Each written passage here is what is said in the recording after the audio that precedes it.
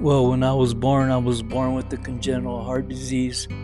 I had basically two holes in my valves. They had to replace them. And at the age of 4, I had open heart surgery to fix those valves. And at the age of, 3 months, our father left us because he told my mom he didn't want to have nothing to do with me. At the age of 8 years old, I had my first pacemaker put in. I grew up in the hospital a lot. That's the childhood that I remember, just being in the hospital more than anything. I never really had friends, was able not to do a whole lot because I was always going through something. Yeah, I've had a couple of surgeries when I got older.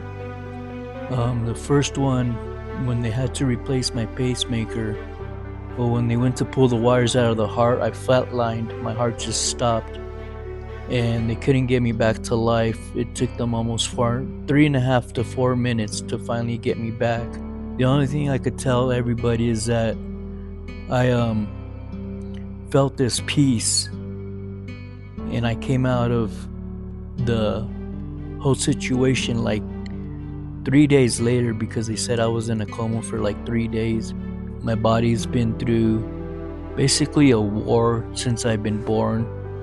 Like I tell people, I'm not a veteran, but I am a veteran of the medical field because I've seen so much and I've gone through so much. I started smoking weed, and that was the way I coped. I just stayed by myself and smoked, so I would forget about stuff and I wouldn't worry about stuff. I did do a lot of drugs when I was growing up, between 13 to like 17 years old. Stuff that I shouldn't have been doing because of the way my body was. Should have been a lot cleaner, stayed a lot cleaner, but I didn't, because I had this whole mentality: if I'm gonna die, my heart's not good, well then I'm gonna do whatever I want. I was at the age of 28 when God found me. I had this gentleman show up at my house one Sunday morning. They were going in through the neighborhoods and knocking on doors, inviting people to church. And I told him I was not interested. He came back to my house for 6 months straight. Every Sunday, he would come and knock on my door. Every Sunday, I remember I kept telling him, leave me alone, I'm not interested. I got to the point where if I don't go to this guy's church, he's never going to leave me alone. So one day when he came by, I told him, yeah, I'll go to church.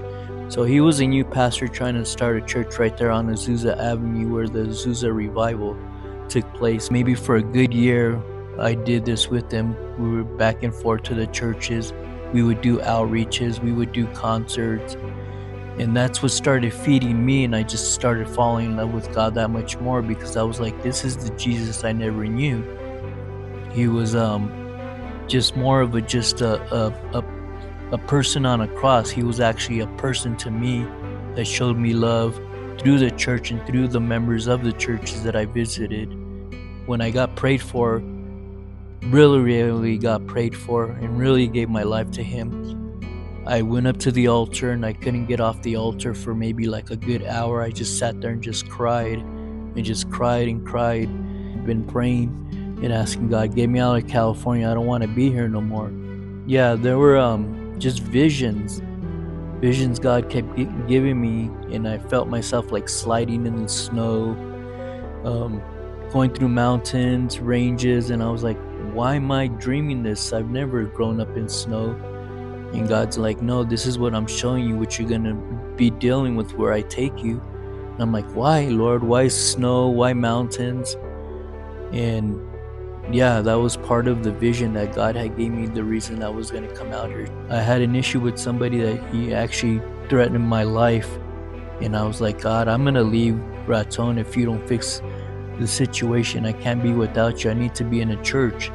We're going to come to church. We're going to go to the Baptist church. But for whatever reason, the truck did not want to go towards the Baptist church. The truck basically made like a whole U-turn to come back, because God didn't allow it to turn a certain way. He only allowed it to turn a certain way, which was crazy, because I thought I was having mechanical issues with the vehicle, but I wasn't. It was God in control of the wheel that day.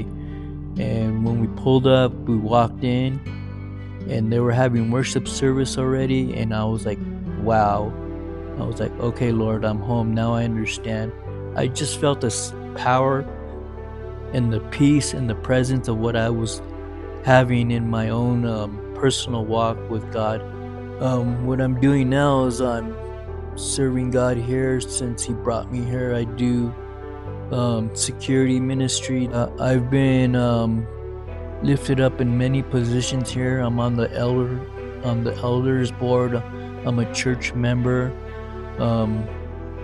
They put a lot of trust in me, which that was one thing that I've always cherished and took really seriously, especially when I got saved the first time too. Being in the other church, in this church, how they would just allow me to come and do things in the church without anybody and give me authorization to basically run stuff by myself and have keys to the churches. I was like, this is awesome because they trust me so much. So that's what took me basically really serious to be with God. I have been serving God right now. It's been 25 years since I got saved. I got saved on September 18, 2001. They asked me, how are you doing it? How are you going through it?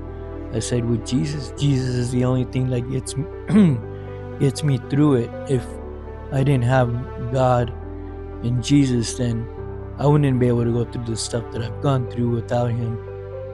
And I didn't realize how much God is using me, because I do have the opportunity to speak to people and tell them about Mesa Church.